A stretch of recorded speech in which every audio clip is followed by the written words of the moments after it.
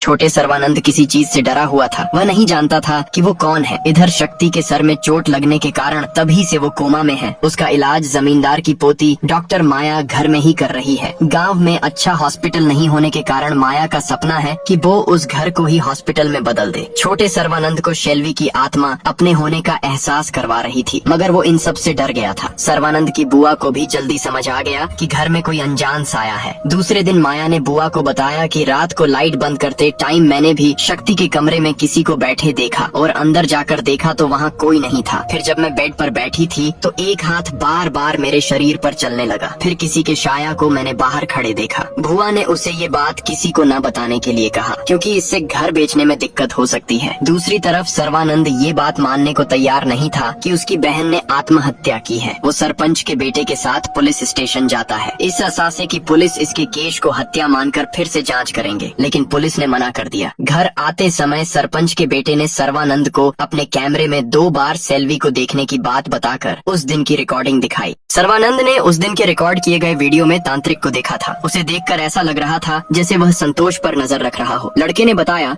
कि उसने श्मशान घाट के बाहर भी तांत्रिक को देखा था। यह सब हो ही रहा था कि एक जीव कार के सामने आ गया। वह कार के ऊपर से निकल गया। चारों तरफ डर का माहौल था। गाड़ी ऊपर से स्टार्ट ही नहीं हो रही थी, लेकिन सर्वानंद जानना चाहता था कि वह कौन है, इसलिए वह गाड़ी से उतरकर उसका पीछा करने लगा। वह जंगल में कहीं गायब हो गया, लेकिन थोड़ी दूर पर कोई खड़ा था। सर्वानंद का ध्यान भंग हुआ और वह भी गायब हो गया। इधर लड़का बुरी शक्तियों से संघर्ष कर रहा था। उसके चारों तरफ धुआं फैल गया। फिर लड़का कार लेकर गायब हो गया। अब सिर्फ कैमरा बचा था। जब सर्वानंद ने उसे ऑन किया तो उसे तांत्रिक बाबा दिखाई दिए। अगले दिन सर्वानंद माया के साथ गांव के उत्सव में जाता है। माया उसे बताती है कि यह त्योहार हर साल मनाया जाता है, जहां पीछे खड़ी विशाल देवी माँ की मूर्ति महीनों पहले बनाई जाती है और अंत में देवी माँ त्रिशूल से सामने खड़े बड़े राक्षस का वध कर देती हैं। ये दृश्य देखने लायक है। उसके बाद जब सर्वानंद उस रास्ते से घर जा रहे थे तो उन्होंने देखा कि कुत्ता एक जूता उठा ले जा रहा है जो मुखिया के बेटे का था। वह अब इस दुनिया में नहीं है। एक के बाद एक लोग मरते हैं और हर जगह आपको तांत्रिक बाबा ही नजर आते।